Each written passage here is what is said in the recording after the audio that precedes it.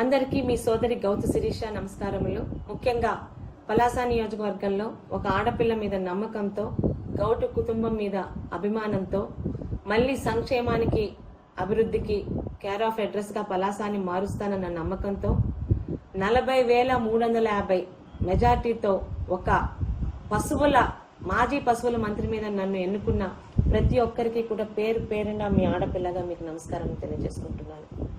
ప్రస్తుతం అమరావతిలో ఉన్న నేను ఇక్కడ నుంచి కార్యక్రమం వచ్చాక పలాస తాలూకా అడ్మినిస్ట్రేటివ్ కార్యక్రమాల్లో జోక్యం చేసుకుందాం అనుకున్నా గానీ ఈ రోజున ఎమర్జెన్సీ వల్ల మీడియా ద్వారా మీ అందరితో మాట్లాడాల్సి వస్తుంది.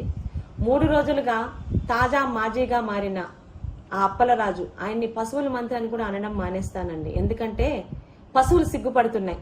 చాలా మంది ఫోన్ చేసి పశువులకి మంచి చెడు విచక్షణ ఇంగిత జ్ఞానం ఉంది, ఈ అప్పలరాజుని ఏ జంతువుతో పోల్చాలో కూడా అర్థం కావట్లేదు. అలాంటి అప్పలరాజు 3 రోజుల నుంచి పలాసలో ఉన్న 200 పడకల కిడ్నీ హాస్పిటల్ మీద తెలుగుదేశం వాళ్ళు దాడులు చేస్తున్నారు, మీకు ధైర్యం ఉంటే మా మీద దాడులు చేయండి, అంతేగాని హాస్పిటల్ మీద కాదని ఒక పచ్చి అబద్ధాన్ని తనకి సలహాలు ఇచ్చిన 4-5 మూర్ఖులతోని సోషల్ మీడియాలో పెట్టారు. నిజం చెప్పకపోతే అబద్ధం ప్రపంచమంతా చుట్టొస్తుంది అనలాగే ఈరోజు మీ ముందుకు వచ్చాను. వైఎస్ఆర్ కిడ్నీ హాస్పిటల్ అన్న ఆ హాస్పిటల్ హెడ్డింగ్ లో వైఎస్ఆర్ అనే అక్షరాలని ఎన్నికల కోడ్ లో భాగంగా అక్కడ ఉన్న జీవీఎంసీ అధికారులే తీసి పక్కన పెట్టారని వాళ్ళు 2 రోజుల నుంచి అధికారులు వాళ్ళ తాలూకు వెర్షన్ వీడియో రూపంలో ఇస్తూనే ఉన్నారు. అలాగే ఆ హాస్పిటల్ ముందున్న రాజశేఖర్ రెడ్డి గారి విగ్రహం ముందు కింద శిలాఫలకం మీద అక్షరాలకు కూడా కనిపించకుండా గుడ్డలు చుట్టడం వల్ల, పేపర్లు అంటించడం వల్ల మరి అప్పలరాజు గారు ఎంత చవకబారు స్టిక్కర్లు అంటించారో గాని ఆ పేపర్లకి స్టిక్కర్లన్నీ అంటించి కింద పడిపోయాయి. అది కూడా తెలుగుదేశం పార్టీ వాళ్ళు చేసిన అత్యంత దాడి అన్నట్టు పాపం చవకబారు కబుర్లు చెప్తున్నాడు.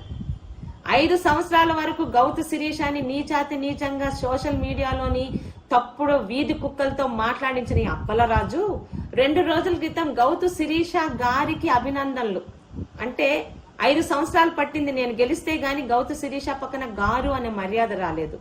ఇవన్నీ ఇంతవరకు అప్పలరాజు డాక్టర్ అనే అనుకున్నానండి. చాలా పెద్ద యాక్టరు. మీ అందరికీ రుజువులతో సహా నా వీడియోతో పాటు అవన్నీ మీ ముందుకు వస్తాయి. జీవీఎంసీ అధికారులు ఆ 3 వైఎస్ఆర్ అనే అక్షరాల్ని కింద ఉన్న లెటర్స్ కి పేపర్ అంటించడం వల్ల ఊడిపోయే లెటర్స్ ని వీడియో రూపంలో తెలుగుదేశం చేసే ధ్వంసం అని చూపిస్తున్నాడు.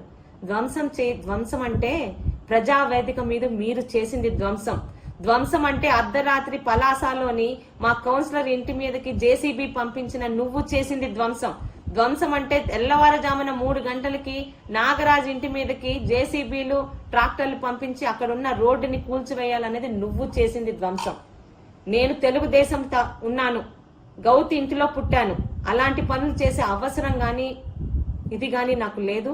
అయినా నీ మీద దాడి చేయడానికి ఎవరో మీద దాడి చేయాల్సిన అవసరం ఏముందా అప్పలరాజు?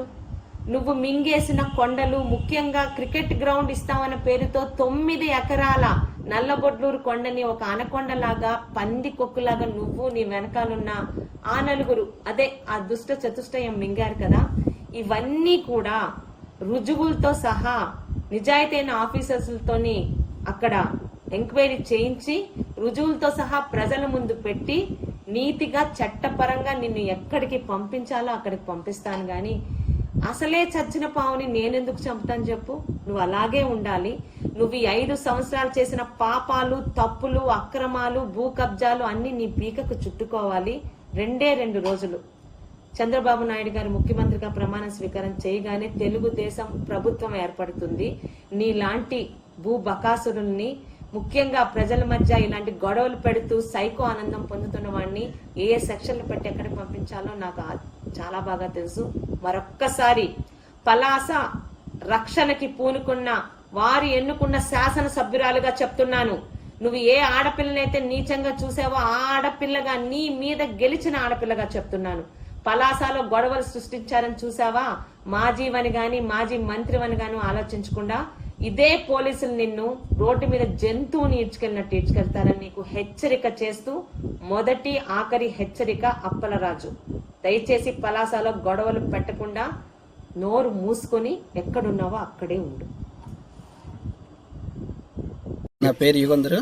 నేను ఈ కిడ్నీ రీసెర్చ్ హాస్పిటల్లో సూపర్వైజర్గా, శానిటైజేషన్ సూపర్వైజర్గా పనిచేస్తున్నాను. నాకు యాక్చువల్గా ఎలక్షన్ కోడ్ ఎత్తేయడం వల్ల మాకు ఇక్కడ సారు యూడీసీ సారు బౌద్ధర్ గారని ఒక సార్ ఉన్నారు. అతను ఎలక్షన్ కోడ్ ఎత్తేసారు. మనకి ఆ స్టిక్కర్స్ రిమూవ్ చేయమని చెప్పారు. అయితే మా శానిటైజేషన్ వర్కర్లతో తీసుకొచ్చి ఒక ఇద్దరిని తీసుకొచ్చి నేను రిమూవ్ చేశాను. రిమూవ్ చేసినప్పుడు ఇక్కడ స్టిక్కర్లు ఉన్నాయి. ఆ స్టిక్కర్లతో పాటు ఈ కంటిన్యూ స్టిక్కర్లు కూడా అవి తడిసి నానిపోయి ఉండడం వల్ల అవి రిమూవ్ అయిపోయాయి. అది జరిగింది సార్. నిజంగా ప్యాక్ చేసి ఉండేవి, అదే క్లాత్ కట్టేసి ఉండేవి, అవన్నీ మేమే రిమూవ్ చేసాం తప్ప వేరే వాళ్ళు ఎవరు బయటకు వచ్చి